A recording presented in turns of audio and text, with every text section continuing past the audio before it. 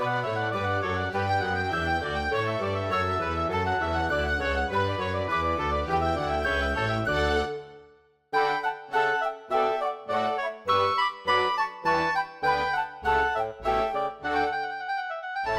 réaliser une impression à chaud à la feuille d'or sur une reliure en cuir, on a besoin de un composteur pour disposer les lettres ou les dessins de façon linéaire et homogène, des polices de caractères façonnées en zin de diverses tailles ou polices, en caractère gras ou normal, en italique.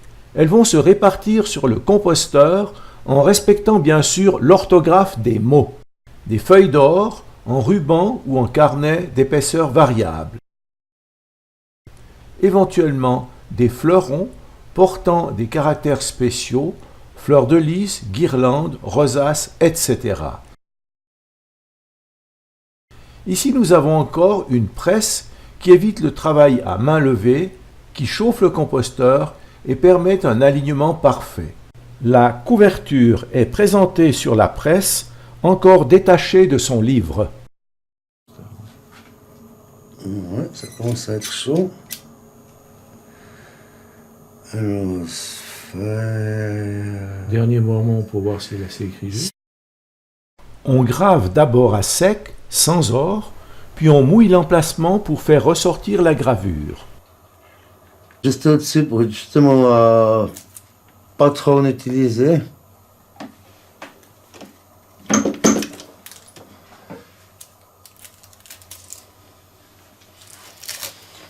Ouais, un tout petit peu mat.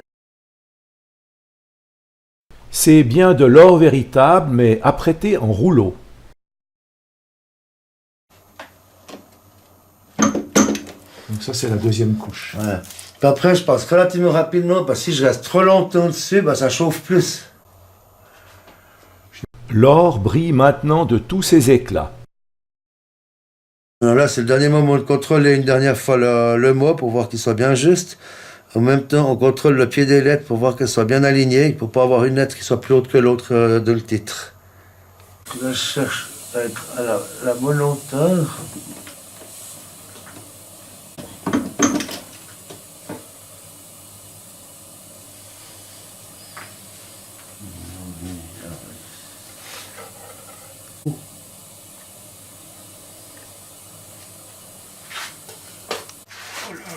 Voilà. On peut faire comme si j'imprime maintenant. Voilà.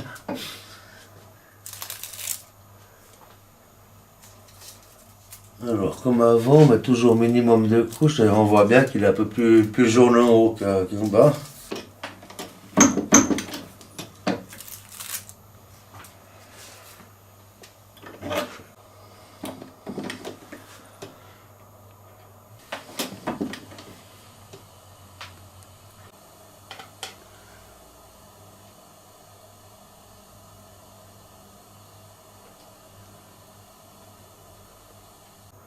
Alors, l'impression, on a déjà fait une première impression, on l'a mouillé un peu, et maintenant on réimprime pour écraser complètement le grain du cuir, parce que l'or fait que quelques millimètres d'épaisseur, quelques millièmes de millimètre. On va voir si on peut déjà faire maintenant.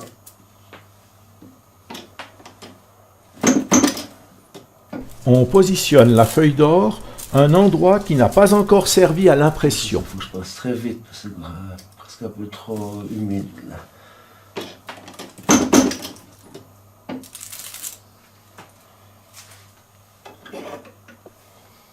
Dans le cas ici présent, il faut 2 passages à sec pour bien marquer le chiffre 1482. Un coup maintenant, puis c'est tout de suite beaucoup plus marqué. Vous voyez ?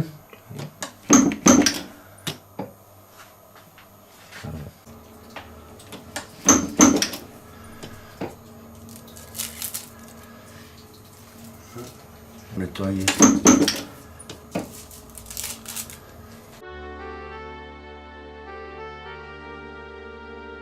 Alors nous allons réaliser maintenant une tranche d'or, c'est-à-dire que c'est de la feuille d'or qui est posée sur le papier, en général sur le haut du livre, ça évite que la poussière rentre dans les livres une fois qu'ils sont sur la bibliothèque, et ça a un côté aussi esthétique.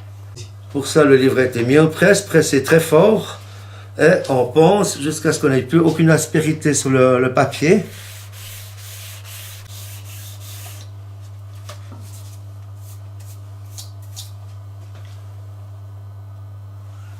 Alors maintenant, je vais mettre un peu de colle d'amidon, de la colle d'amidon très très liquide, pour boucher les pores du papier.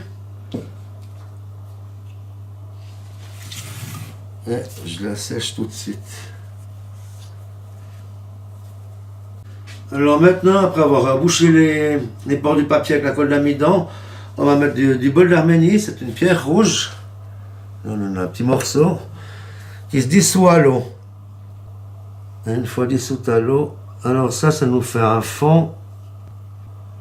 C'est un peu comme un fond dur quand on fait de la peinture, ou bien? Avec les feuilles d'or, si on met directement la feuille d'or sur un papier blanc, vu qu'elles font 3-4 microns d'épaisseur, c'est relativement transparent, alors ça donne la chaleur de l'or, ce fond rouge. Alors maintenant, on va coucher les feuilles d'or sur le coussin à or. Attention à la tempête. En effet, il vaut mieux retenir son souffle et se déplacer très lentement, sinon les feuilles d'or vont s'envoler. Placée sur un coussin, la feuille d'or est coupée en lamelles de largeur un peu supérieure à l'épaisseur du livre.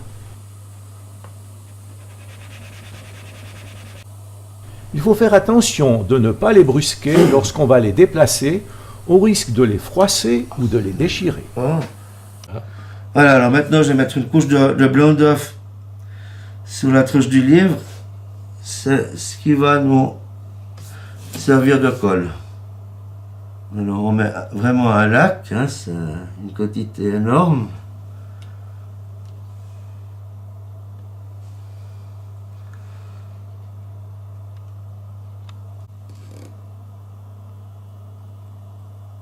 La feuille est amenée au-dessus de ce petit lac et lorsqu'elle en est proche, elle est subitement aspirée à sa surface. Voilà, je rajoute un petit peu de blanc d'œuf, ça repasse sous la feuille. En allant chercher un peu de matière grasse à la surface du front, le transfert est facilité car la feuille d'or et le papier restent solidaires.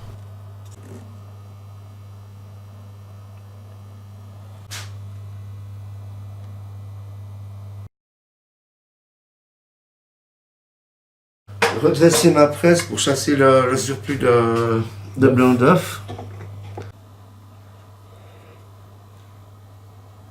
Avec un entonnoir improvisé, on souffle à la surface des feuilles d'or pour enlever les plis et faire que les deux feuilles se superposent au mieux.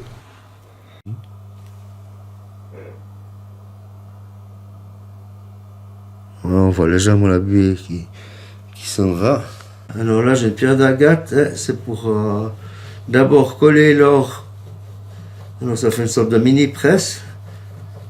Alors je passe déjà avec un papier pour finir de ressortir l'humidité puis protéger.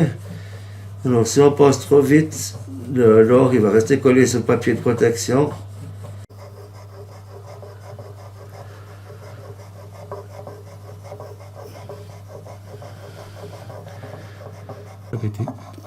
On voit que l'or brille de plus en plus, ça passe en agate, ça, le polype, ça sort le feu de l'or. Encore plus fort. La pression exercée par la pierre d'agate est de plus en plus forte. C'est vraiment au feeling. Voilà le moment tant attendu par les spectateurs. Est-ce que le livre va s'ouvrir normalement? Est-ce que toutes les pages auront leur bordure en or? Eh oui, c'est gagné. Bravo Laurent.